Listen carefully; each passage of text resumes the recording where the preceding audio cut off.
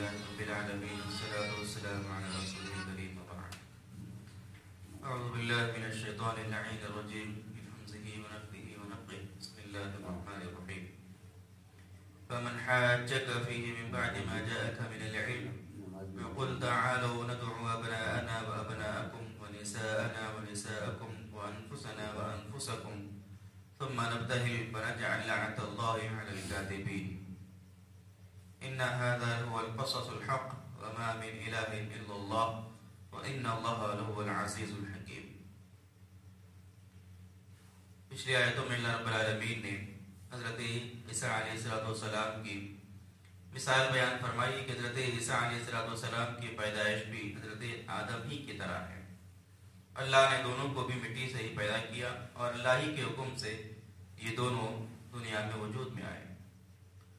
پھر اللہ رب العالمین نے کہا کہ فمن حاجک فیہ من بعد ما جاءک من العلم، کہ جو کوئی آپ سے آپ کے پاس علم آ جانے کے باوجود بھی جھگڑا کرتا ہے، فقل، آپ ان سے کہہ دیجئے کہ تعالوا ندعو ابناءنا و ابناءکم، کہ آ جاؤ کہ ہم اپنے بیٹوں کو اور تم اپنے بیٹوں کو بلائیں، ونساءنا ونساءکم، ہم اپنی عورتوں کو اور تم اپنی عورتوں کو بلا لو، وانفسنا وانفسکم، تم خود بھی آ جاؤ اور ہم خود بھی آ جائیں. ثم نبتہل، پھر اللہ رب العالمین کے پاس ہم اللہ کے پاس گڑ گڑائیں، اللہ کو پکاریں. فنجعل لعنت اللہ علی الکاذبین، اور ہم میں سے جو جھوٹا ہے اس پر اللہ رب العالمین کی لعنت برسائیں. اللہ کے رسول صلی اللہ علیہ وسلم کے پاس سن 9 ہجری میں نجران کا ایک عیسائیوں کا وقت آیا، اور اس وقت نے اللہ کے رسول صلی اللہ علیہ وسلم سے حضرت عیسیٰ علیہ السلام کے تعلق سے جو ان کے باطل عقائد تھے اس کے تعلق سے اللہ کے نبی صلی اللہ علیہ وسلم سے وہ لوگ بحث و مباحثہ کرنے لگے. اسی کی ضمن میں اللہ رب العالمین نے یہ آیت کریمہ نازل فرمائی کہ اگر یہ عیسائی حضرت عیسیٰ علیہ السلام کے تعلق سے آپ کے پاس علم آ جانے کے باوجود بھی جھگڑتے ہیں، یعنی ان آیات میں اللہ رب العالمین نے صاف طور پر یہ بتلا دیا کہ حضرت عیسیٰ علیہ السلام خود ایک مخلوق ہے، اللہ نے ان کو پیدا کیا ہے، تو پھر وہ خالق یا وہ معبود یا الہ یا خدا نہیں ہو سکتے. اتنے واضح ترین الفاظ میں اللہ رب العالمین نے جب بتا دیا، پھر بھی وہ عیسائی اپنی حقداری پر قائم رہے، اللہ کے رسول صلی اللہ علیہ وسلم سے مسلسل مجادلہ مباحثہ کرنے لگے. تو اللہ رب العالمین نے یہ آیت کریمہ نازل فرمائی اور اپنے نبی کو یہ حکم دیا کہ آپ ان عیسائیوں سے کہیے کہ میں بھی اپنی اولاد کو، اپنی بیویوں کو لے کر میں بھی خود اپنے میدان میں آؤں گا، اور تم بھی اپنی اولاد کو، اپنی بیویوں کو لے کر تم خود میدان میں آؤ. پھر اس کے بعد ہم دونوں مل کر اللہ سے دعا کریں گے اور ہمیں سے جو جھوٹا ہے اس پر اللہ رب العالمین کی لعنت برسائیں گے. اسے دراصل مباہلہ کہتے ہیں، اور یہ آیت مباہلہ کہلاتی ہے. مباہلے کا مطلب ہے کہ دونوں فریق، دو جماعتیں مل کر اللہ کے پاس، اللہ کے دربار میں آئیں، حاضر ہوں، ایک جگہ جمع ہوں، اور دونوں بھی اللہ رب العالمین سے یہ دعا کرے کہ ہم میں سے جو جھوٹا ہے وہ جھوٹے پر اللہ رب العالمین کا عذاب یا اللہ کی لعنت برس جائے. تو یہ جو ہے مباہلہ کہلاتا ہے. تو اللہ کے رسول صلی اللہ علیہ وسلم کو مباہلہ کرنے کی دعوت کا حکم دیا گیا، دعوت دینے کا حکم دیا گیا. اللہ کے رسول صلی اللہ علیہ وسلم نے جب عیسائیوں سے کہا کہ میں اپنی اولاد کو لے کر، اپنی بیویوں کو لے کر اور خود میں میدان میں آؤں گا اور ہم دونوں ایک دوسروں پر لعنت کریں گے، تو عیسائی خود اللہ کے رسول صلی اللہ علیہ وسلم کی صداقت کو جانتے تھے، پہچانتے تھے، لہٰذا انہوں نے مباہلہ کرنے سے انکار کر دیا. ویسے مباحثہ کرتے رہے، لیکن جب مباہلے کی بات آئی تو وہ لوگ پیچھے ہٹ گئے اور مباہلے سے انکار انہوں نے کر دیا.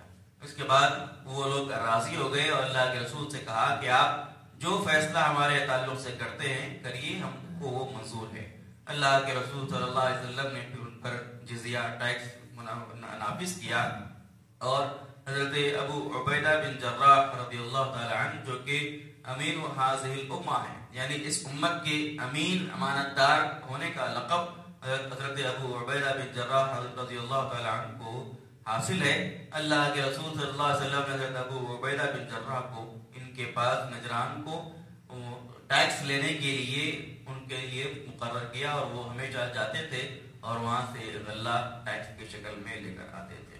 تو لہٰذا یہ آیت مباہلہ ہے، اور عیسائیوں نے اللہ کے رسول صلی اللہ علیہ وسلم سے مباہلہ کرنے سے اس کے اندر انکار کر دیا۔ پھر اللہ رب العالمین نے فرمایا ان ھذا لہو القصص الحق، یقیناً یہ حق پر مبنی واقعات ہے۔ وما من الہ الا اللہ، اور اللہ رب العالمین کے علاوہ کوئی حقیقی معبود نہیں ہے۔ وان اللہ لہو العزیز الحکیم، اور یقیناً اللہ رب العالمین وہی زبردست حکمت والا ہے۔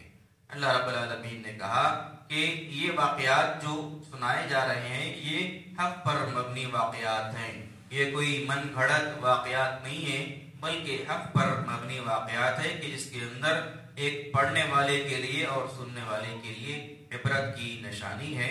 اور اللہ رب العالمین نے کہا کہ اللہ کے علاوہ تمہارا کوئی حقیقی معبود نہیں ہے، اور وہی اللہ ہے جو کہ یقیناً زبردست بھی ہے، اور وہی اللہ ہے جو کہ حکمت والا بھی ہے۔